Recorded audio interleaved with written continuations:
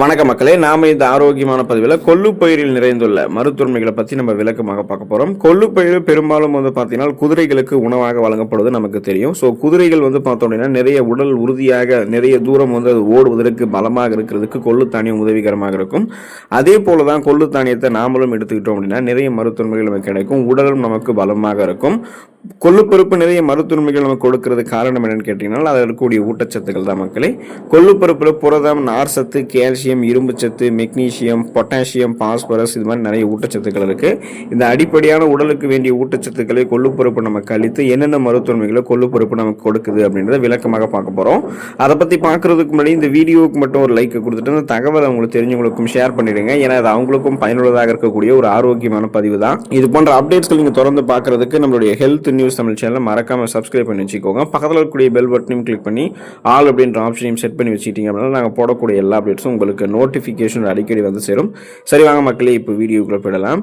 உங்களுடைய உடல் எடையை எந்த விதமான பக்க விளைவுகளும் இல்லாமல் ஆரோக்கியமான முறையில் குறைக்கிறதுக்கு நீங்கள் கொள்ளுப்பருப்பு எடுத்துக்கலாம். உடல் எடையை குறைக்கிறதுல மிகச்சிறந்த இயற்கை உணவாக ஒன்றாக கொள்ளுப்பருப்பு இருக்குங்க. இப்போ நமது நாட்டில் பண்டைய காலத்திலிருந்து உடல் எடையை குறைப்பதற்கான உணவாக கொள்ளுத்தானியம் பரிந்துரைக்கப்பட்டு இருக்கு. அதுக்கு ஒரு பழமொழி கூட சொல்லுவாங்க, இளைத்தவனுக்கு எள்ளு, கொளுத்தவனுக்கு கொள்ளு அப்படின்னு சொல்லுவாங்க.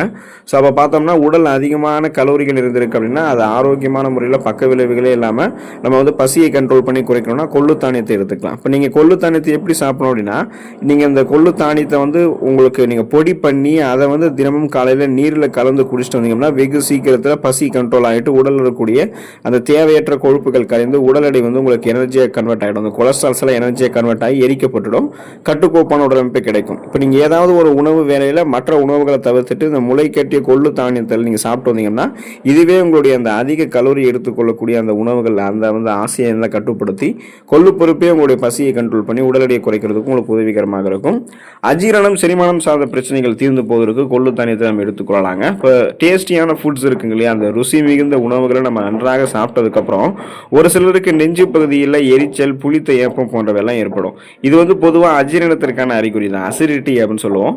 மேலும் வயிற்றில் சாப்பிட்ட உணவுகளை செரிக்க உதவக்கூடிய அந்த அமிலங்கள் சரிவர உற்பத்தி ஆகாது. அப்போது சாப்பிட்ட உணவு மீண்டும் தொண்டைக்கு தள்ளப்பட்டு வாந்தி வருவது போன்ற ஒரு உணர்வு இருக்கும். ஆசிட் ரீஃப்ளெக்ஷன் அப்படின்னு சொல்லுவோம், ஆசிட் ரீஃப்ளெக்ஷன் சொல்லுவோம். ஸோ இப்படிப்பட்ட பிரச்சனையால் அவதிப்படுபவர்கள்லாம் தினமும் காலையில் மற்ற எந்த உணவுமே சாப்பிடுவதற்கு முன்பாக வெறும் வயிற்றில் முளைவிட்ட கொள்ளுப்பருப்பு அல்லது கொள்ளுப்பருப்பு கொண்டு செய்யப்படக்கூடிய சூப் அருந்தும் போது இந்த மாதிரி செரிமானம் சார்ந்த பிரச்சனைகள், நெஞ்செரிச்சல் எதுவுமே உங்களுக்கு இருக்காது. கரெக்டாக நீங்கள் அந்த உணவுகள் உங்களுக்கு செரிமானம் ஆகிடுங்க. உணவுகள் நெஞ்சிலே நின்று கொண்டு அந்த நெஞ்செரிச்சல் ஏற்படுத்தக்கூடியதால் அந்த அசிடிட்டி பிரச்சனை எதுவுமே உங்களுக்கு இருக்காது. வாந்தி வருவது போன்ற தொந்தரவுகளும் உங்களுக்கு எதுவுமே இருக்காது. நீங்கள் கொள்ளுத்தானியத்தை சாப்பிட்டீங்கன்னா அதை சரி பண்ணிக்கலாம். ஜலதோஷம், ஜுரம் நீங்கி போவதற்கு கொள்ளுத்தானியத்தை எடுத்துக்கலாம். இப்போ ஜலதோஷம் மற்றும் ஜுரம் பார்த்தீங்கன்னா சிறியவர்கள் ஆரம்பித்து இளைஞர்கள், முதியவர்கள் என அனைவருக்குமே பொதுவாக இருக்கும். இப்போ மனிதர்களுடைய உடலில் அந்த நோய் எதிர்ப்பு சக்தி திறன், இம்யூன் பவர் வலு விழுந்து போகும்போது இந்த மாதிரி ஜலதோஷம், ஜுரம் நிறைய நோய்கள்லாம் வரும். புதுசாக இது சாதாரணமாக நமக்கு ஏற்படக்கூடிய நோய்கள்னு நம்ம சொல்லுவோம். இது எல்லாமே இன்னும் பல்வேறு நோய்களுமே நமக்கு ஏற்படும். இந்தியாவினுடைய பாரம்பரியமான மருத்துவமான ஆயுர்வேதத்தில் ஜுரம் மற்றும் ஜலதோஷத்தால் பாதிக்கப்பட்டவங்க எல்லாம் கொள்ளு ரசம் அல்லது கொள்ளு பருப்பு கொண்டு செய்யப்பட்டிருக்கக்கூடிய சூடான உணவுகளை அதிகம் சாப்பிடும் போது ஜலதோஷம் மற்றும் ஜுரம் போன்றவையெல்லாம் வெகு சீக்கிரத்தில் குணமாகுவதோடு அந்த நோய்களால் உடல் இழந்த அத்தனை பலத்தையுமே திரும்ப நமக்கு மீட்டு கொடுத்து உடலை பலம் பெற வைக்கிறதுக்கு கொள்ளு தானியம் உதவிகரமாக இருக்கும்னு கண்டுபிடிச்சிருக்காங்க. அதாவது சுருக்கமாக சொல்லணும், ஜலதோஷம் ஜுரமும் நீங்கி போயிடும். ஜலதோஷம் ஜுரம் இருந்து உங்களுடைய உடம்பு வீக்காக இருக்கணும்னா அந்த வீக்கான உடம்பையுமே மீண்டும் உங்களுக்கு பலம் பெற வைக்கிறதுக்குமே கொள்ளுத்தானியம் உதவிகரமாக இருக்கும். சிறுநீரக கற்கள் நீங்கி போவதற்கு நீங்கள் கொள்ளுத்தானியத்தை எடுத்துக்கொள்ளலாம். கால்சியம் ஆக்சலேட் எனப்படக்கூடிய தாது பொருள் நமது சிறுநீரகத்தில் அதிக அளவு சேர்ந்து விடும்பொழுது சிறுநீரகத்தில் கல்லாக மாறி அது நமக்கு கடும் துன்பத்தை கொடுக்குங்க. இப்போ அந்த மாதிரி ப்ராப்ளம் இருக்கக்கூடிய கிட்னி ஸ்டோன்ஸ் ப்ராப்ளம் இருக்கிறவங்க கொள்ளு தானியங்களை அடிக்கடி சாப்பிடும்போது இயற்கையாகவே சிறுநீரக கற்கள் ஏற்படுவதற்கான வாய்ப்புகள் உங்களுக்கு இல்லாமலே போகுது அப்படின்றத மருத்துவர்கள் குறிப்பிடுறாங்க. கொள்ளு தானியங்களில் இரும்பு சத்து மற்றும் பாலிஃபினால் வேதிப்பொருட்கள் அதிகம் இருக்கு. இவை இரண்டும் சிறுநீரக கற்களை கரைக்கிறதுக்கு பெருமளவு உதவி புரிகிறது. எனவே தினமும் நீங்க இரவு சிறிதளவு கொள்ளு தானியங்களை ஒரு கிண்ண நீர்ல ஊற வச்சுட்டு மறுநாள் அந்த கொள்ளை நீங்க வெறும் வயிற்றில் பச்சையாக சாப்பிட்டு வரணும். இப்போ சிறுநீரக கற்கள் வந்து உங்களுக்கு என்ன பண்ணணும் அப்படின்னா, சிறுநீரக கற்கள் ஏற்பட்டு அவதிப்படுபவர்கள் இந்த மாதிரி முறைகளில் நீங்கள் கொள்ளு தானியத்தை வந்து சாப்பிட்டு வந்தீங்கன்னா சிறுநீரக கற்கள் வெகு வேகமாக கரைவதற்கு அது உங்களுக்கு ஹெல்ப் பண்ணுங்க. ஸோ கிட்னி ஸ்டோன்ஸும் உருவாகாது, உருவாகி இருக்கக்கூடிய கிட்னி ஸ்டோன்ஸுமே நீங்கள் கரைத்து வெளியேற்றிக் கொள்ளலாம், உங்களுக்கு எந்த பிரச்சனையும் ஏற்படாது. இப்போ பெண்களுக்கு வந்து மாதவிடாய் பிரச்சனைகள் இருக்குன்னா அந்த பிரச்சனைகள் வந்து தீர்வதற்கு அவங்களும் கொள்ளு தானியத்தை வந்து எடுத்துக்கொள்ளலாம். இப்போ மாதவிடாய் காலத்தில் ஏற்படக்கூடிய வலி அப்படின்றது பெண்கள் மட்டுமே உணர்ந்திருக்கக்கூடிய ஒன்றாக இருக்கு. ஒரு சில பெண்களுக்கு இந்த மாதவிடாய் வந்து முறையற்று வருவதோடு அதீத இரத்தப்போக்கும் மிகுதியான வயிற்று வலியும் ஏற்பட்டு அவங்கள வெகுவாக களைப்படைய செய்யும். ஸோ இப்படிப்பட்ட பிரச்சனைகளை அவதியுறக்கூடிய பெண்கள் வந்து கொள்ளுப்பருப்பு கொண்டு செய்யப்பட்டிருக்கக்கூடிய உணவுகளை அடிக்கடி சாப்பிட வேணும் அப்படின்றத நமது பாரம்பரிய மருத்துவ நூல்களில் குறிப்பிட்டிருக்காங்க. கொள்ளு தானியங்கள்ல அதிக அளவில் இரும்பு சத்து இருக்குங்க. இது பெண்களினுடைய அந்த மாதவிடாய் காலத்தில் அதீத இரத்தப்போக்கு ஏற்படுவதால உடல் இழந்த சத்துக்களை ஈடு செய்யறதுக்கும் மாதவிடாய் ஏற்படும் போது உண்டாகக்கூடிய அதிக எரிச்சல் வலியை வந்து குறைக்கிறதுக்குமே உதவிகரமாக இருக்கும். இதனால உங்களுக்கு மாதவிடாய் தொடர்பான எந்த சிக்கலும் இருக்காது, முறையற்று மாதவிடாயும் இருக்காது, அதீத இரத்தப்போக்கும் இருக்காது. கரெக்டான லெவலில் மாதவிடாய் போக்கு உங்களுக்கு வந்து மாதவிடாய் இருக்கும். அதனால அவங்களுக்கு எந்த பிரச்சனையும் இருக்கக்கூடாதுன்னா அவங்க வந்து கொள்ளு தானியத்தை வந்து எடுத்துக்கொள்ளலாம். மலச்சிக்கல் பிரச்சனைகள் வந்து விடுபடுவதற்கு கொள்ளு தானியத்தை எடுத்துக்கொள்ளலாங்க. காலையில் எழுந்ததும் கழிவறையில் பலரும் வந்து மலம் கழிக்கிறதுக்கு படாத பாடுபடுவாங்க. இது பொதுவாக மலச்சிக்கல் அதாவது கான்டிசிபேஷன் பிரச்சனைக்கான அறிகுறிகள் தான். ஸோ கான்டிபேஷன் அப்போ மனிதர்களினுடைய உடல்ல வயிறு மற்றும் குடல்கள் வந்து ஒரே நேர்கோட்டில் இல்லாத போது மலமாக மாறி இருக்கக்கூடிய திடக்கழிவுகளை வெளியேற்றுவதற்கு ஆசனவாய் குடல் சுருங்கி விரிவதற்கும் சிரமப்படும். இதை தான் மலச்சிக்கல் அப்படின்னு நம்ம சொல்றோம். இப்போ கொள்ளு தானியம் எப்படி இதை சரி பண்ணணும்னு பார்த்தீங்கன்னா, ஃபர்ஸ்ட் நமக்கு இந்த மலச்சிக்கல் பிரச்சனை ஏற்படுவதற்கு காரணமே நீர் சத்தும் நார் சத்தும் நம்ம குறைவாக எடுத்துக்கிறதால தான். இப்போ கொள்ளு தானியங்கள்லாம் எடுத்துக்கிட்டிங்கன்னா அதில் வளமான அளவில் நார் சத்து அதிகம் நிறைந்திருக்கு. தினமும் காலையில் சிறிதளவு முளை கட்டிய கொள்ளு தானியங்களை சாப்பிட்டு வருபவர்களுக்கு எப்படிப்பட்ட மலச்சிக்கல் பிரச்சனையாகவும் விரைவில் நீங்கிவிடும். அந்த நார் சத்து உங்களுக்கு கிடைக்கும், உங்களுடைய உணவுகள் செரிமானமாகும். செரிமானமான உணவுகளிலிருந்து ஊட்டச்சத்துக்கள் உறிஞ்சப்பட்டது போக மீதம் இருக்கக்கூடிய கழிவுகள் குடல்களிலிருந்து வெளியேற்றப்பட்டுவிடும். இதன் மூலமாக சீரற்ற குடல் இயக்கம், கடுமையான மலச்சிக்கல், வயிற்று வலி, வாயு பிரச்சனை, வயிற்று பொறுமல் எதுவுமே உங்களுக்கு இருக்காதுங்க. ஒட்டுமொத்தமாக அந்த செரிமான மண்டலத்தையுமே நீங்கள் வலுப்பெற வைத்துக் கொள்ளலாம். எந்த செரிமானம் தொடர்பான பிரச்சனைகளுமே கொள்ளு பொறுப்பு உங்களுக்கு வந்து இருந்தாலுமே அதை நீக்கிவிடும். கொலஸ்ட்ரால் நீங்கி நம்மளுடைய இதயத்தை ஆரோக்கியமாக நம்ம பராமரிக்கிறதுக்கு கொள்ளு தானியத்தை எடுத்துக்கொள்ளலாம். எல்டிஎல் அப்படின்னு சொல்லக்கூடிய கெட்ட கொழுப்பு அது வந்து நம்மளுடைய ரத்த நாளங்களில் படிகிறத முன்னாடியே தடுக்கிறதுக்கு கொள்ளு தானியம் வந்து ஹெல்ப் பண்ணுது.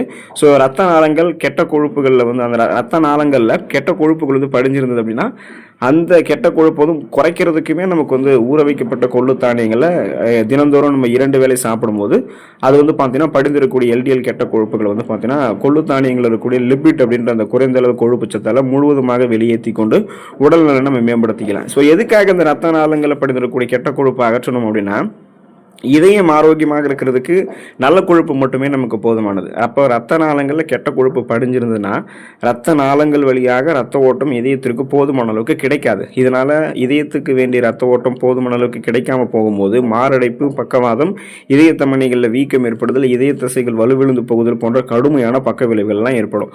ஸோ அதனால தான் அந்த இதயம் தொடர்பான பிரச்சனைகள் நீங்கள் விடுபடணும் அப்படின்னா கொலஸ்ட்ரால் ப்ராப்ளம், பிபி ப்ராப்ளம் இல்லாமல் நலமாக இருக்கணும். ஸோ அந்த கொலஸ்ட்ராலை நீக்கிக்கிறதுக்காக தான் நீங்கள் என்ன பண்ணணும் அப்படின்னா தொடர்ந்து உங்களுடைய உணவுகளில் கொள்ளு தானியத்தை எடுத்துக்கொள்ள வேண்டியது அவசியமாக இருக்கு.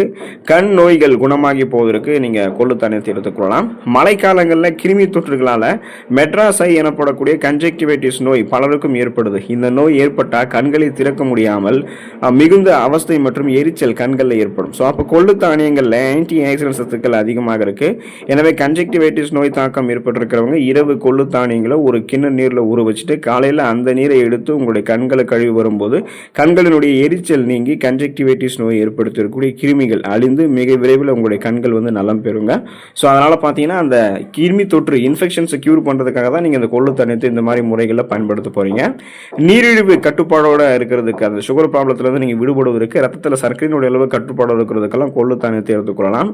நீரிழிவு நோயாளிகளுக்கு ஒரு சிறந்த இயற்கை உணவாக கொள்ளு தானியங்கள் இருக்குங்க. கொள்ளு தானியங்களில் ஹைப்பர் கிளைசிமிக் எதிர்ப்பு வேதிப்பொருட்கள் அதிகம் இருக்கு. அதனுடன் இன்சுலின் எதிர்ப்பு தன்மையை குறைக்கக்கூடிய வேதிப்பொருட்களும் இந்த கொள்ளு தானியங்கள் அதிகம் நிரம்பி இருக்குங்க. கொள்ளு சூப் அல்லது கொள்ளு தானியங்களால் செய்யப்பட்டிருக்கக்கூடிய உணவுகளை தினமும் ஒரு முறை அல்லது 2 நாளைக்கு ஒரு முறை நீரிழிவு நோயாளிகள் சாப்பிட்டு வரும்போது அவர்களுக்கு நார் சத்து அதிகம் கிடைக்க பெற்று அவர்களுடைய ரத்தத்தை இன்சுலினுடைய சுரப்பை கொள்ளு தானியம் அதிகரித்து சர்க்கரையினுடைய அளவை கட்டுப்பாட்டுக்குள்ள வைக்கிறதுக்கு அது உதவிகரமாக இருக்குங்க. எனவே கொள்ளு தானிய உணவுகளை சுகர் ப்ராப்ளம் இருக்கக்கூடிய பேஷண்ட்ஸ் நீரிழிவு நோயாளிகள் தாராளமாக எடுத்துக்கொள்ளலாம். அவர்களுடைய ரத்தத்தில் சர்க்கரையினுடைய அளவு கட்டுப்படுத்தப்படும். நாளடைவில் அந்த சுகர் ப்ராப்ளத்திலும் அவங்க விடுபட்டு விடுவாங்க, நலமோடு இருக்கலாம். ஸோ இந்த அளவுக்கு அடிப்படை சரியான ஊட்டச்சத்துக்களை பெற்று உடலை பலம் பெற வைத்துக் கொள்வதற்கு கொள்ளுத்தானியத்தை எடுத்துக்கொள்ளுங்கள். ஆரோக்கியமாக இருக்க பழகுங்க. அதுக்கான வாய்ப்புகள் அதிகமாக இருக்கு. அடுத்த ஆரோக்கியமான பதிவில் மறக்காம சந்திப்போம். நன்றி மக்களே.